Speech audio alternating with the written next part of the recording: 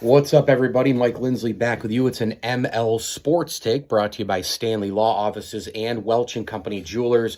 The St. Bonaventure Bonnies, they get on the board here 1-0 after a win in the RC, 71-58. First of all, I thought the crowd was great. It was just awesome to have the Bonnies back on the floor. And again, a very weird, unprecedented time with the transfer portal and all the rest. Just getting, a look at a lot of the young faces in a regular season setting. Really didn't have any idea what to expect tonight, and don't have any idea what to expect the next coming games too, just because there's just all these newcomers.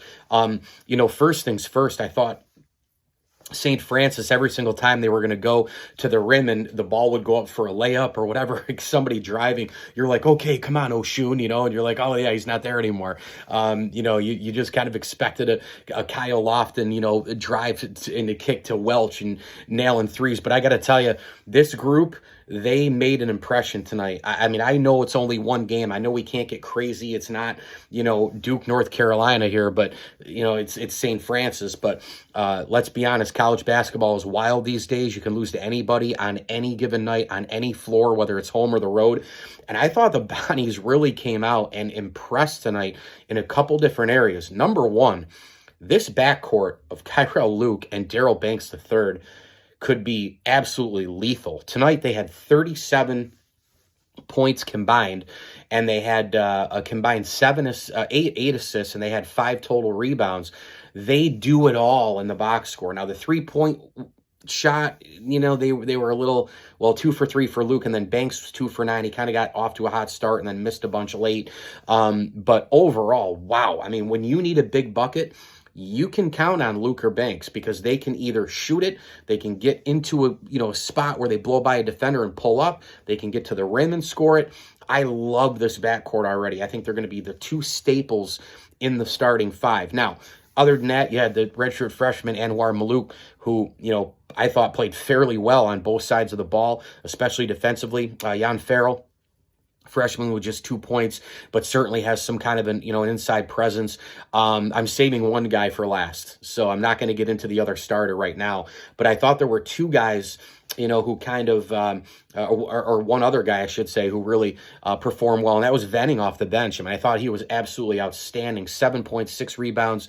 A guy who can get in the face of the opposition. He's very physical, and he kind of went in there and set a little bit of a tone as well. Now, in the first half, St. Bonaventure fell asleep towards the end of the half, and then in the second half, they just steamrolled St. Francis, got off to a great start, and they outscored them by 13 in the second half, 39-26.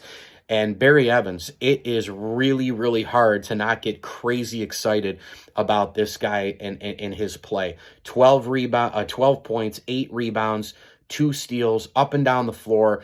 Even the commentator said it, it seems like right place, right time with this guy, and I couldn't agree more. I had that in my head the whole time. He's almost like an Ed Reed, from the old Baltimore Raven and Hall of Famer, in terms of always being around the ball in a basketball sense.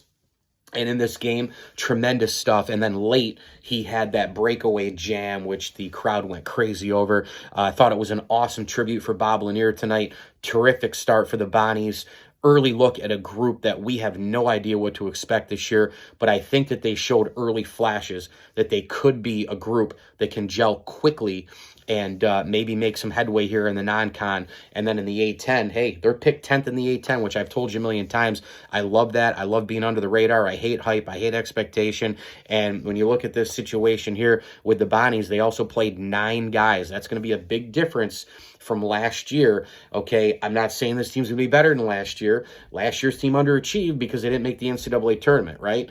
All those guys are gone now. Unbelievable careers and all the rest. Now the Bonnies have a different look. They're a little bit bigger. They're a little bit, I think, more versatile. They have a lot of tweeners, positionless type players who you can mix and match in different spots.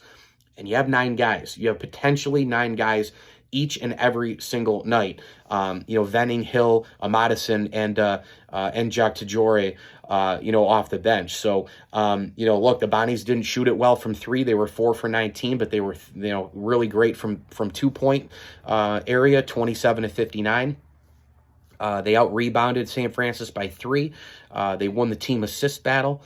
They had 4 more steals, so it was really overall a complete effort. And frankly, the Bonnie defense too. I mean, I thought they clamped down on the St. Francis 3-pointers and were terrific as well. So St. Bonaventure gets it done 71-58, and we'll have to see how these guys do in the second game, which we'll have going on this Saturday at Canisius. Yeah. Canisius, those guys.